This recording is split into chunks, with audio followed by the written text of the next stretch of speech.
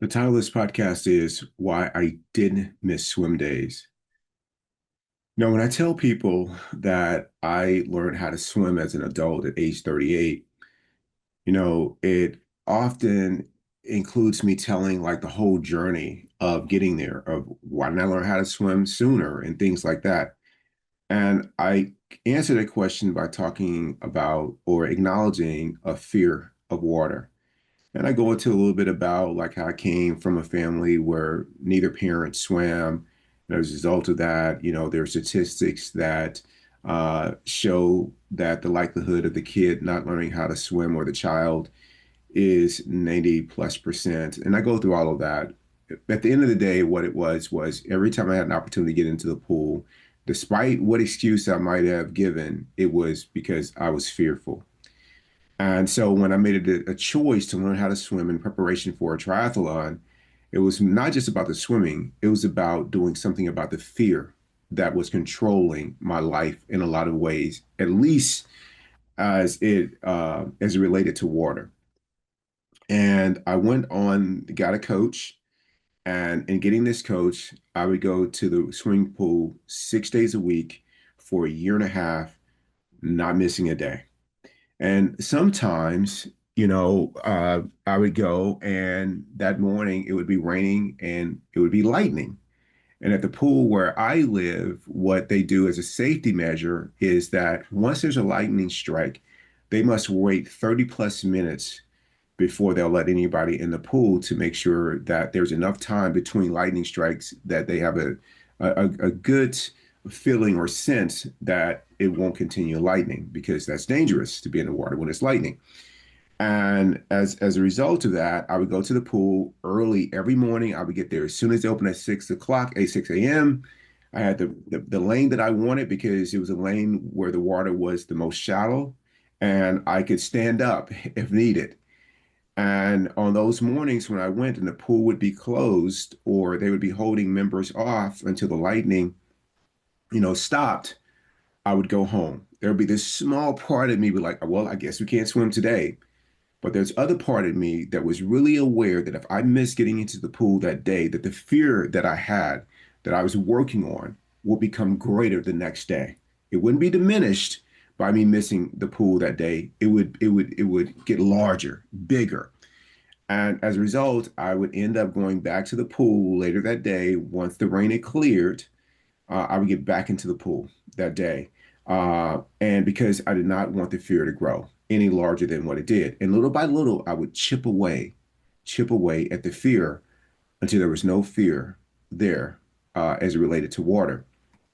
And so that same practice helps me with workouts. And since I began working out at age 22 and I'm age 55 now, so 33 plus years, I have not missed a day of working out. And that has included knee pains, knee issues, back issues to where I could barely walk, to shoulder injuries and the like. And although I may have not been able to do anything that involved my shoulder or my lower back or my knee, I still went to the workout to do what I could. And sometimes that meant just stretching, but I still went. The reason that I went is because if I allowed that to get in the way of me missing that workout, it would become easier to do it again, to miss again. And I didn't want to do that because I'm thinking about not just my lifespan, but my health span, being physically functional, continuing to develop that discipline mentally of going to the workout, of ignoring what my heart and mind is saying about, hey, you're injured or it's too early or you have so much to do, you can't fit in a workout. I had to get leverage over that. And the more and more I did that, it became automatic and non-negotiable for me to complete workouts.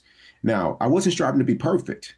Not at all. I wasn't striving because I couldn't work out. I was injured. There were things physically that if I would have tried to do them, it would make the situation worse, the injury worse. So it wasn't about being perfect.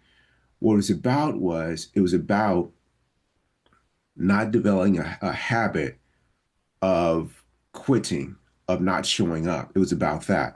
And this was similar to learning how to swim.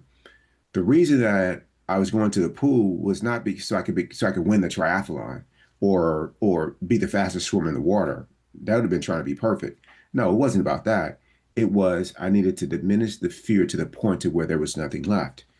And if we take this outside of physicality, then the next thing for me is that me working on myself to keep an open heart and be kind, regardless of other people about how other people show up. So people often say, "Man, Keith, you're one of the kindest, most thoughtful people I know." The reason I'm that way because I wasn't always that way. Because I was very I wouldn't say self-focused about my goals. I mean, if your goals happen to fit in and it could be a win-win for both of us, great. But if your goals, if it didn't offer that kind of opportunity, I really wanted to accomplish my goals.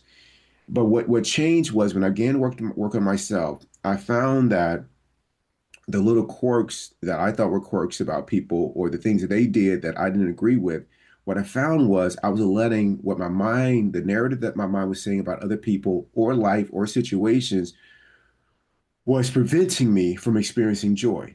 It was what it was causing was me to close my heart or my mind to that person or this situation or whatever was in front of me. So I wanted to transcend that. And what I did was I started to look for opportunities to be kind, even when people weren't kind to me or when I wasn't acknowledged. I remember opening the door for people and they wouldn't say thank you. I would tell myself to open the door because that's a polite and thoughtful thing to do. But let that person not say thank you to me. And my mind would have something to say. What are they entitled? Like, how can they not say thank you? And I became aware, not of, I became less aware of whether or not the person said thank you, and I became more aware of my mind not being able to just do something unconditionally without an expectation of somebody acknowledging me for an act of kindness. And the same thing with saying good morning to people. I say good morning to people all the time. And sometimes people say good morning back, or they say it in the same kind of spirit in which I do it. And sometimes they don't.